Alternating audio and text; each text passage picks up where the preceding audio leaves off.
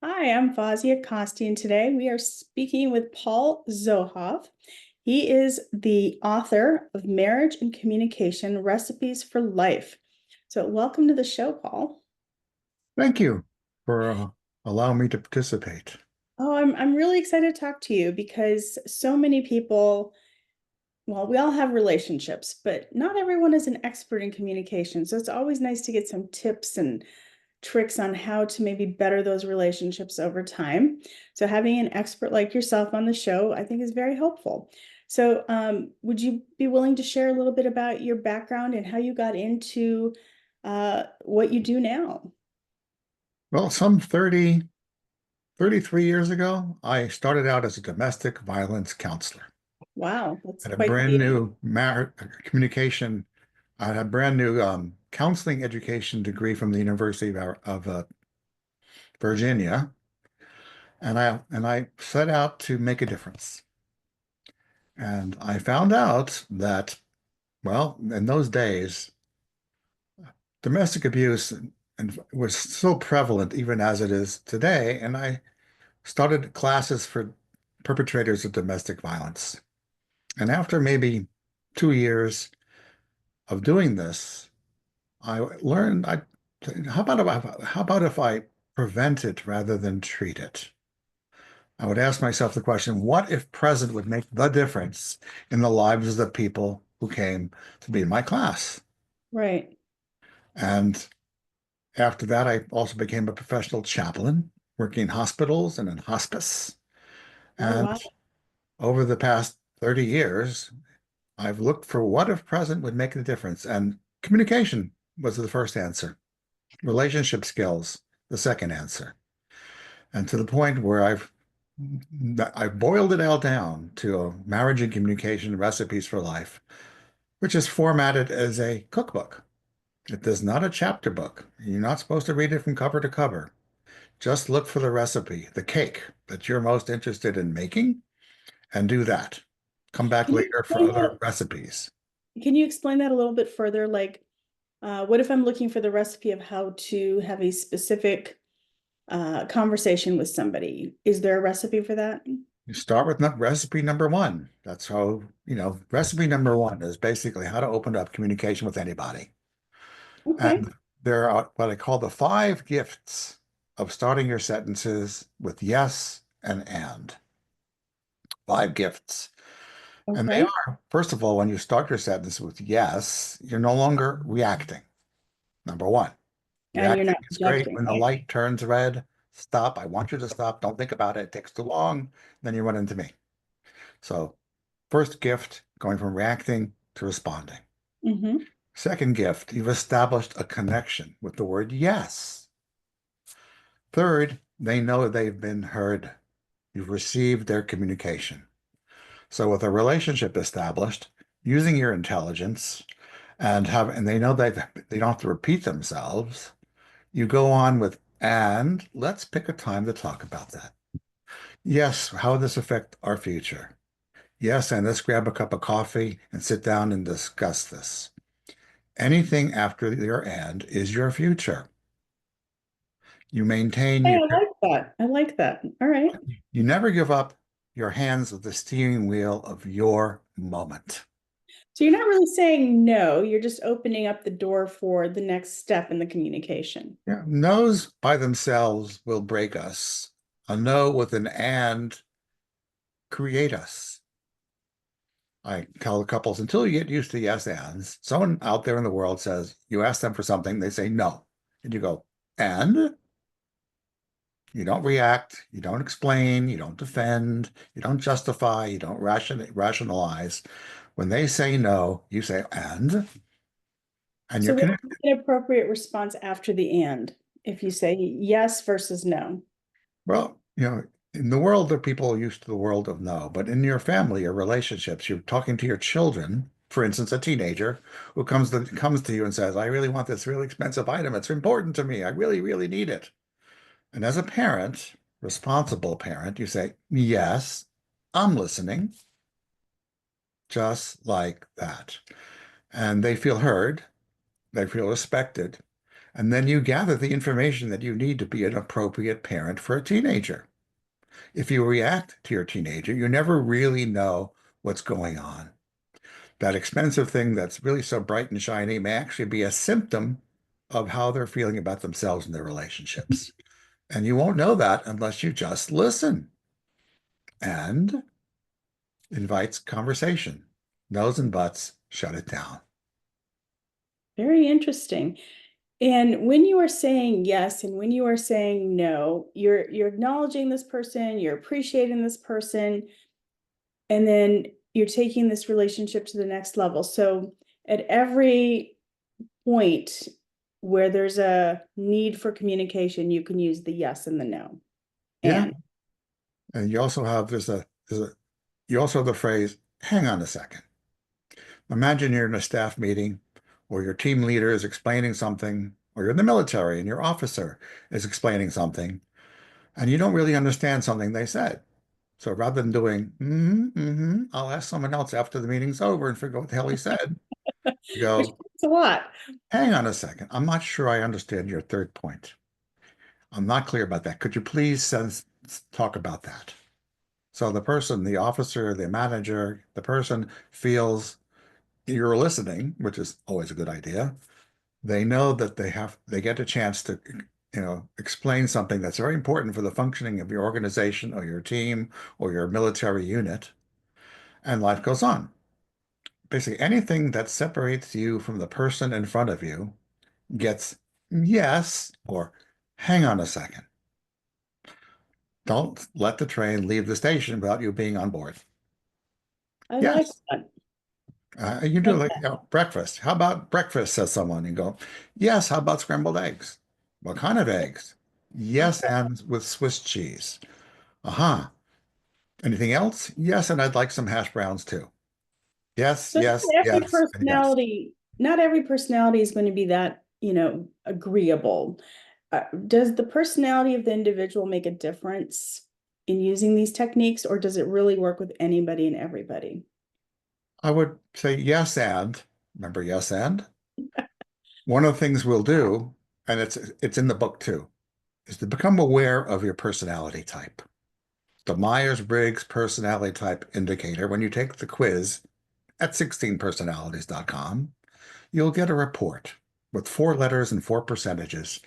And you may find out that you're a thinker, like Sheldon in Big Bang Theory. But some people are feelers, like Leonard in Big Bang Theory. And so you can't just say anything to anybody unless you're aware of who's listening. If you're a person who is much more emotionally attuned to life, you get to say, well, I hear what you're saying, and tell me some more. You get to honor their feelings. More often than More often I hear the thinker say, why do you feel that way? I may have said it the wrong way, but why are you making such a big deal out of this? While speaking to a feeler. So when you learn yourself that you're a thinker, which I am, I honor my spouse's feelings. I don't argue with them. I don't contradict to them. I listen them, and they feel loved and connected with me. If I argue with how they're feeling, they feel like I don't care about them or their feelings, in which case our relationship starts to sink. That's just one of the 4 letters of your personality type. Oh, Right, right. Okay. So it sounds like you've boiled down communication to this really nice formula. mhm. What, you told us a little bit about why you wrote this book. Now, since you've written this book, I'm sure that many people have read it. What has been the feedback? Are there tidbits of information that you're getting back that's giving you some feedback and that maybe you might want to tweak what your process is, or is it just working really, really well? Well, people like the big print. That's one of the first feedbacks. So this really is an 8 by 10 book. It functions on some level as a workbook. Okay. It is a recipe. The first paragraph is what to do. 3 out of 4 people just want to know, tell me how to do it. I'll follow directions and I'll get the cake I want. Then there are people who are like me who like to understand. And there's a piece in the book for them as well. Um, So I get big print. They love it. Secondly, the book's only been out about 2 months now, so it's a bit early. Well, congratulations on that, though. That's fantastic. And good news, bad news. One couple who I've been seeing says, we don't have to come to you anymore. We'll just use your book, which is oops. But that's really why I wrote this. This is a very unusual book. It's Well, not. you have a very interesting job. Most therapists are always working their way out of a job. If you're good at what you do, eventually your clients, your patients will need Yeah. to leave and move on. And I think that's the beauty of what you do is that you're not going to see somebody for 30 years. You're Five making sessions, 1.5 hours each. The first one being 2 hours long. They're about 2 weeks apart. And you will create what I call a dashboard for marriage. We have a dashboard explain in that your to car. me. Explain that to me a little bit more in detail, please. In your automobile, you have a dashboard. If you have a Correct. check engine light or your tires are going flat, you'll have a signal. Once you Okay. get the check engine light or flat tire light, you know what to do, if only to take it to a mechanic. Great. We unfortunately do not have a dashboard for relationships. Our schools teach us how to know, how to test, how to get grades. But if you look, you'll see there's no curriculum for living, which is odd because we pretend, well, we declare that we're preparing our children for adulthood without communication skills and relationship skills. Really? Right. Well, there's classes that teach you communication, but you have to seek those classes. Mhm.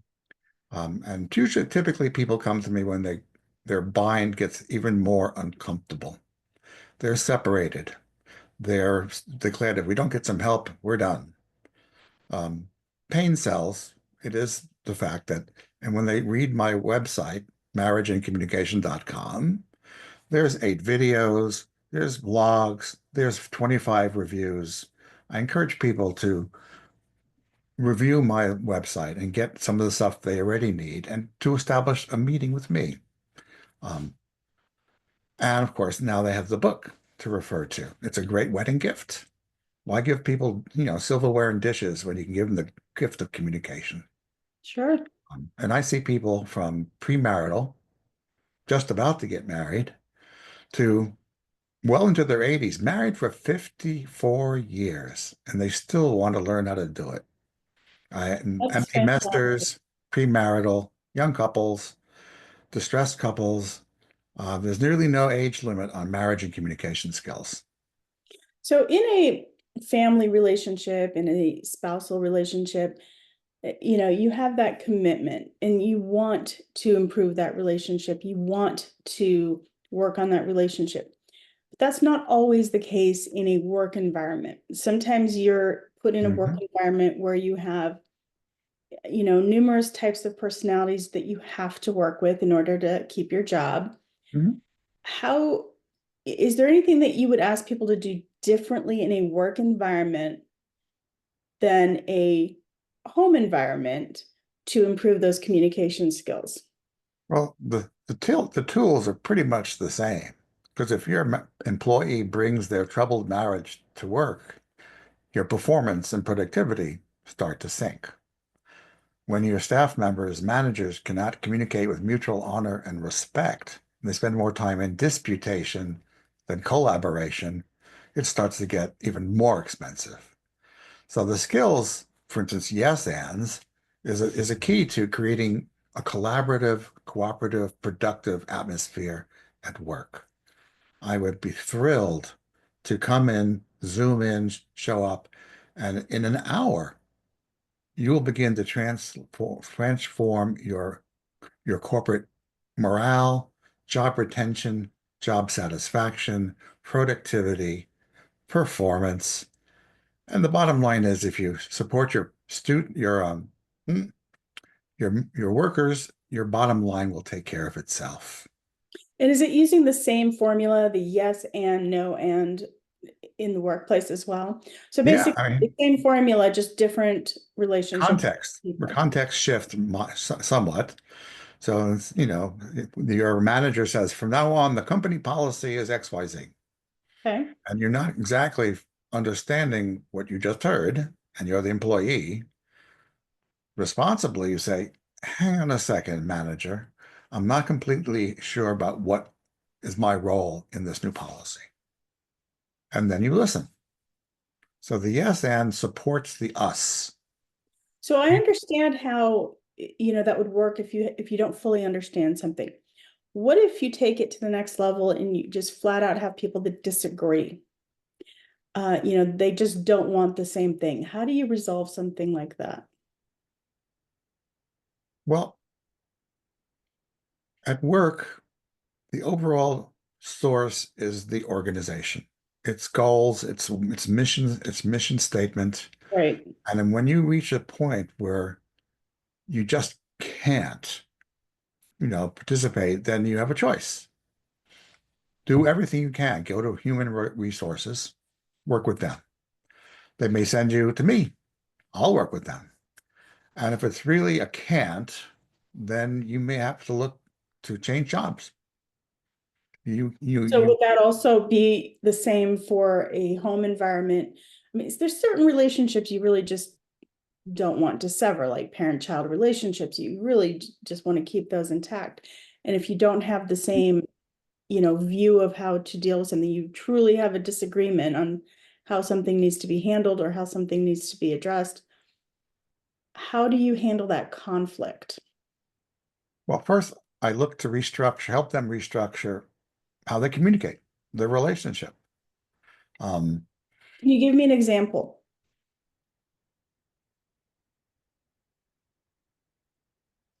Let's say you have a teenager and a parent. mhm. That teenager feels it's okay to stay out all night.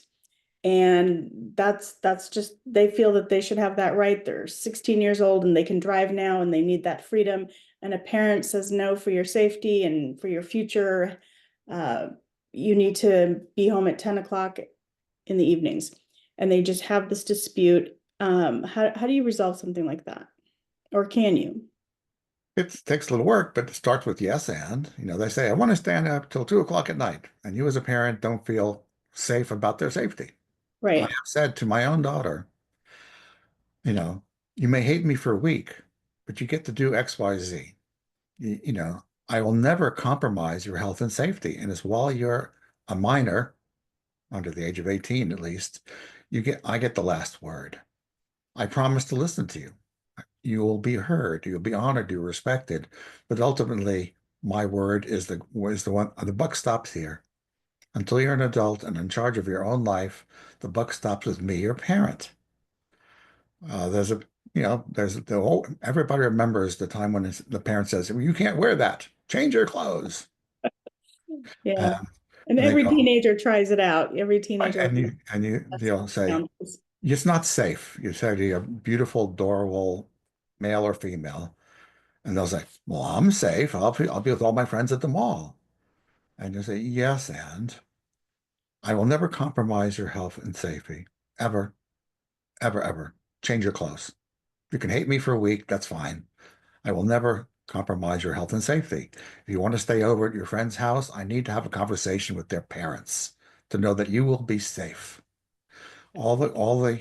Teenagers have a very weak relationship between cause and effect. Think Right. about that. They can imagine something, but they can't imagine consequences. You can teach them how to drive, but you can't teach them to expect to run into a tree. You can coach them how to avoid pregnancy, but you can't teach them to imagine themselves as being pregnant. True adult intelligence doesn't really develop till about age 25. Think about that. Your intelligence processes, your gigahertz of processing keep on accelerating. And somewhere around the age of 25 or 26, you get, why the heck am I doing that for? Because you have enough abstract thinking, intelligence processing to see your life as a pattern and change your life. But at 16, you haven't got that. One of my goals is that yes, ands, and seems go into your high school curriculum. Why is that? Yeah. Because at the very same moment, you want to belong, You want to be accepted. You want to be popular. You want to be in love. Um, and your best friend, about the age of yourself, is comes up with a brilliant, if teenager-ish idea. Let's do this wonderful. It'll be so exciting. Let's do that, says your best friend. And would it not provide us some peace of mind if we knew our teenager could say, yes, and I don't want to do that. Yes means the relationship is established and let your teenager steer in a safe direction. Will it work all the time? Probably not. But with a yes and an and a seems, they will have access to maintaining the relationship while driving their own lives safely. Yes, and. And as a parent, I want my teenagers to have yes ands. Absolutely. What about relationships between teenagers? They're, like you said earlier, they're not fully developed. Um, how can they, can they learn to solve conflict in the same way? Is this something that they can model to other teenagers and it can be a learned behavior, or is this something that they would practice simply at home and use something else, use a different technique One when of the advantages of my book is that it's set up as recipes, which can easily be converted to curriculum. okay, Imagine a class just on yes, ands, and seems, right? One period. Yes, ands, and seems, which answers the question, how do I be safe and be friends too? When I was a substitute teacher in Nelson County, Virginia, I would say to the girls, you don't have to accept abuse from your boyfriends. But they said, Mr. Z, if I don't accept abuse from my boyfriend, I don't have a boyfriend. So that started me on one of my roots to this moment. I gotcha. want our female children, not only, but our female children, to be able to say, yes, I'm not comfortable with that. Fair Yes, let's try something else out. And it can be and it can easily be adapted to a high school curriculum and probably earlier, but I'm more familiar with 16-year-olds than 12-year-olds. I want our children to have yes, ands, and seems. And Well, it's simple, it's uncomplicated, and it's very powerful. I like that. I like it. It's, you're right. It is very simple and it's very powerful. Is there anything that I have not brought up that you would like to talk about? Well, I didn't really talk about seams. Well, let's talk about it then. Most of us, most of us tend to, remember the word tends to, I'll talk about that later. Most people tend to react. Most of us tend to speak declaratively, as if everything coming out of my mouth is the truth. I'm doing it right now. And I get to be responsible that in your mind, you're listening to what I'm saying, automatically evaluating for is it good? Is it bad? Is it right? Is it wrong? Do I agree or disagree? It's an automatic mechanism seeking Right, to validate what I have said to you. And if what I say doesn't quite match what you expect, intend, or remember, we will stop listening, we will cease communicating, and begin arguing about whose truth is truer, whose right. reality is most real, and who is right and who is wrong. And for that, provided we want to communicate, we need the word seems. So explain Seems to me how that works. seems bypasses the automatic truth app. It's no longer the truth. It's a seems. A seems will get you a discussion, where truth will get you an argument. Seems to me we avoid the past. Seems to me we bring up the past again and again. Seems to me that we've never agreed about this subject. It seems to me that now is the time to talk about our finances.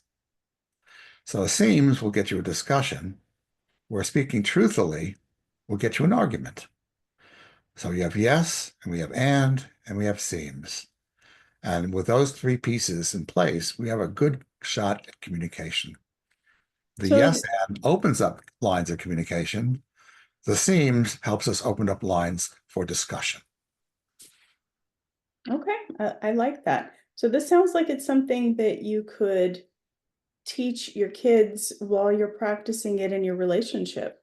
Well, And you would, children will get it by osmosis. right, We have a really, because like little jugs have big ears, it has been said. And they learn English from us. That's a slightly different topic from our topic, but they hear us communicating. They hear us appreciating one another. We haven't talked about that yet. And we raise children automatically to be successful adults by our model. Right. That's So that's the that's the hidden agenda. To let's talk raise about how, adults. exactly. Let's talk about how to teach appreciation. How does Well, that happen? well, in the very first session, we resurrect, maybe not the best word to put it, thank you and you welcome. When I was a child, and probably when you were a child, we heard a lot more of you're welcome than we do today. Today, we're likely to hear no prob, no big deal, no worries, think nothing of it. Uh-huh. And yet, when you say you're welcome, there's a connection, a palpable connection. So one of the first things we'll do with the couples that come to me, I guide them to start thanking each other. It's a little bit awkward in the beginning because they're not used to being heard or appreciated. I tell them, thank your partner for something they did, or I appreciate you for some way they were, the way of being. And up until the word you're welcome, it's just words. And I began to notice that as soon as I said you're welcome, they light up and they smile. So your welcome is essential to acknowledgement and appreciation. As when I was a hospital chaplain, I would notice those who were the mops and the carts, the janitorial staff. They don't label them that, but that's what they are. And they exist in a very invisible level in the hospitals. And I was a chaplain. I would say, thank you for mopping the floor that way, because in 2 hours, if you didn't, we would begin to notice. And to the person with the cart, I'd say, thank you for this, because if you weren't doing what you do, tomorrow the hospital will be a hazard zone, not a hospital any longer. Thank you. And when you thank your children, thank you for playing nicely with your brother and sister. Thank Mhm, you for cleaning up, picking up your toys before dinner. mhm. They learn to be appreciated. And when you appreciate someone, they feel good about themselves. And they feel good about you for appreciating them. So basically, when parents routinely acknowledge and thank each other over the dinner table, for instance, the children watch that and they adopt that behavior themselves and say, thank you, Johnny, for, getting out, meeting the school bus, whatever it is. We reinstall starting with thank you and you're welcome and I appreciate you fors. Second session, we go, I'm grateful to you for, respect you for, admire you for, proud of you for, love you for. There's an entire vocabulary of appreciation that most of us tend not to be aware of. And that's how children Or learn. where they don't use it enough, maybe. If you don't use it, how are they going to use it? I also point out that when you speak that way to children, you're more likely to get a yes, I'll do that, mom. Um, if Because you they remember, feel appreciated. if you're ready for the next distinction, I'm queued up, so to speak. All right, let's go. Well, it's a language lesson. If we listen closely, we'll hear us hear and speak. I have to, I need to, I should, and I must. If you listen to the TV, all the talking people on TV and radio and the media, they all use, well, we have to. The president should. The Democrats need to. The Republicans have to. Um, and when you listen a little bit closely, you'll hear, or else. We have to, or else. We need to, or else. We should, or else. And when you can hear the or else, you can be pretty clear that you're living a life given by obligations and circumstances. You are not in charge. You do not have choice, opportunity, possibility. You're not the driver. When you live, everything in your life is by obligation and circumstances. So, how do we get out of that? Well, you just change two vowels from a got to life to a get to life. Aha. When you swap those two vowels, automatically you are in choice. You have a possibility. You have opportunity. You can change your mind just because you want to. There's nowhere else in a get to life. And when we bring it back to school, when your child says, "Do I have to do my homework?" You say, "No." Huh? You get to do your homework. What do you mean, Mom? Well, if you have to do your homework, it just takes longer. You do the minimum to fulfill the assignment of and you learn less. So your grades will be C's and D's. If, however, beloved child, you get to do your homework, you get it done sooner. You get more out of the lesson. Your grades will be B's and A's. So I advise you, my beloved child, to get to do your homework. It'll be over sooner. Your grades will be greater. Or the child says, "Do I have to clean my room?" Says the parent, "Well, no, you don't have to clean your room. You get to clean your room." They go, "Huh?" Well, the room will get cleaned one way or another. If you get to do it, there's more of you. If you have to do it, there's less of you. In our household, I coach parents all together. In our home, there is not a thing that we have to do. Mm-mm. Everything in our home gets to be done, and we get to see whose role is what, Because and it's get to your home, life. you own it. So there's more ownership there. Well, if you have to go to work, then 10% or more of you is on a beach fishing somewheres. So you're not completely present at work. Right. No, I Permanent. totally get it because I love what I do and I get to I enjoy it. So I get to go to work every day and I love it. Whereas somebody else may dread it and I feel bad for them because it's not a joy in their life. I say, either way the work will get done, how well or how much energy it takes you to perform your role at work, it can be easy as just going to work because you get to. You don't have to like your work. You don't have to like the people at work. That's irrelevant. You're at work to be productive, to perform per the organization. If you don't like your work, that's another conversation. But if you get up, to get to work, and then you have your life, you get to be married. Got couples that come to me, they come to me because they have to. I get a phone call. Hey, we don't communicate well, or there's infidelity in our family. And I say, thank you for letting me know. So they come from our first, it's a 2 hour session usually. And by the end of the session, they don't have to come back. Mm-mm. They get to come back. So life is an opportunity rather than an obligation. That's the key. I like that. I like the way, it's a mind shift and I think for some people that's a really interesting way of shifting their mindset because all it is shifting your mindset and your life changes. We live in language. Given a chance that people are interested in being a little bit more philosophical, I might point out that life has no language. Trees don't fall, waves don't crash, and birds don't sing. Fall, crash, and sing are words that human beings add to experience. So if we're talking, we can pretty much be sure that we're always operating in the realm of interpretation, Hmm. which gives us an amazing opportunity. Why is that? Because if you are seeing your spouse as a critical, judgmental, self-centered, doesn't express their feelings, you can then reinvent the way you see them to being positive, flexible, inventive, committed. And it's still an interpretation. However, this interpretation gives you access to life rather than living with someone who's critical, judgmental. And it's kind of magical. When you stop seeing them as critical, judgmental, they change. It is all about how you communicate and the perspective that brings, isn't it? We live in language. We play in language. And the language we choose shapes the experience of being alive that we have. One of the handouts I give to my couples is a quote by Martin Heidegger, a German philosopher of the last century. And he's famous for saying, language is the house of being. The words we use shape our experience of being alive. And when we get to session 3, which is typically about apologies, I point out that I'm sorry is not an apology. You may think it's an apology, but it really means I regret, which is great at funerals.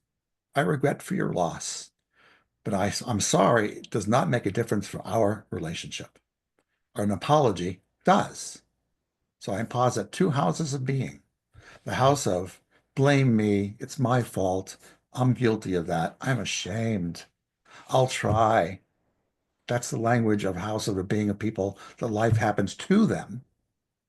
They are not the source of their lives. I say, change addresses. Once you live in the house of, I apologize, I'm responsible, I'm accountable, I intend, I anticipate, I plan. Try has very little relationship to results. I would even say has no relationship to results. But if intentionality, you may not get the outset the results you're looking for, but you're accountable for them. You can actually change your policies and procedures to produce a different set of results because you intended to. Try is kind of a dead end. So we don't try, we intend. You can be ashamed for the rest of your life. And every time you remember that particular incident in your history, I was so ashamed.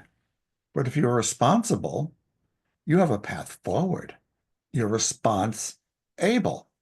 You can take actions for which you can be accountable to produce the results that you're intending. Right. A shame is a life sentence. Guilt, forever. It's just, so we want to shift from I'm sorry to I apologize. And I spend some good time on them, how to clean up everything that's standing in the way of their us. I like it. So I really appreciate you coming on and sharing all this wonderful knowledge and your experiences with our listeners. If somebody wanted to get a copy of your book, I know they can go on to Amazon, and you Mhm. also gave your website earlier. What was that again? Marriageandcommunication.com. Thank you. And if And you'll find a go ahead. wealth of resources. Okay.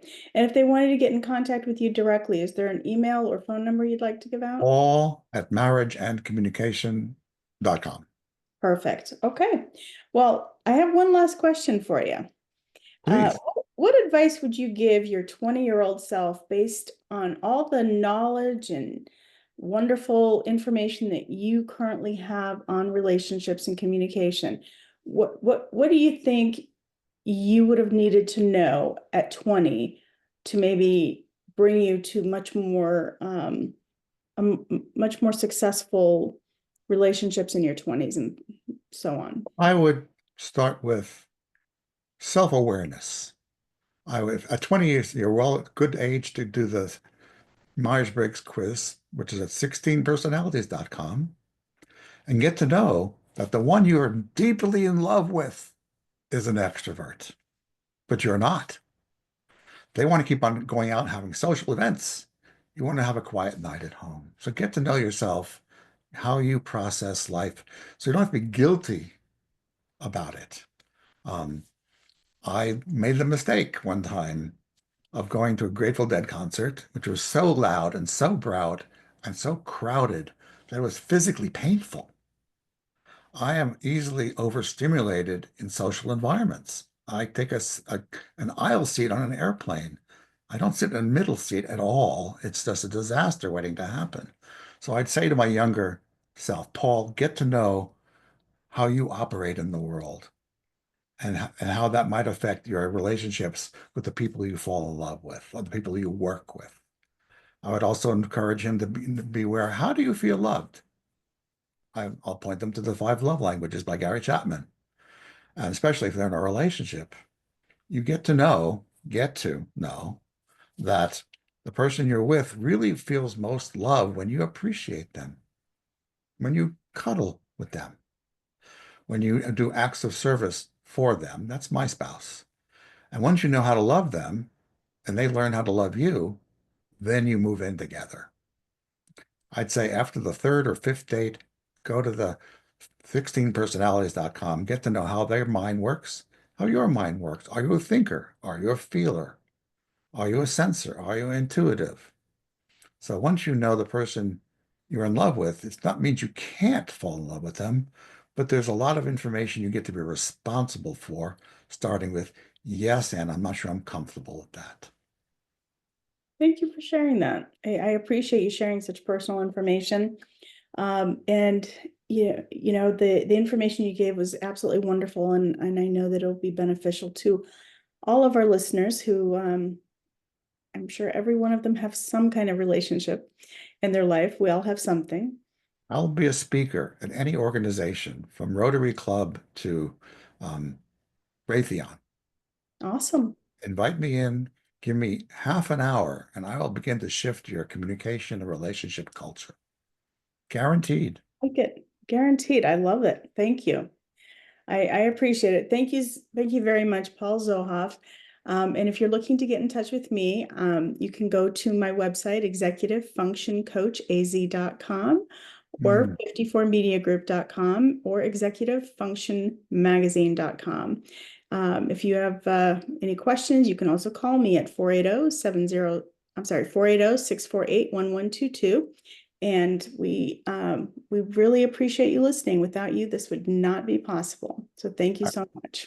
You're very welcome. I'm willing to be a strategic partner with anyone. All right. Thank you so much, Paul.